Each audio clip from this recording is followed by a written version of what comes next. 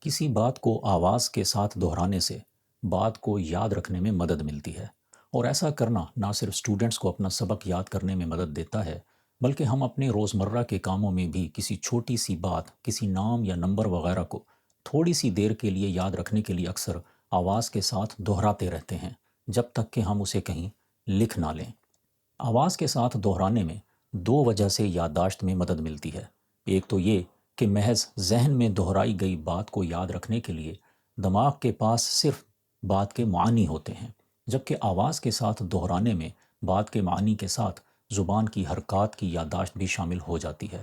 اور دوسری وجہ یہ ہے کہ اپنی آواز کو اپنے کانوں سے سننے کا عمل بات کے معنی اور زبان کی حرکات کی یادداشت کے ساتھ کانوں میں پڑنے والی تیسری یادداشت کو بھی شامل کر کے یادداشت کو مزید پختہ کرنے میں مدد کرتا ہے۔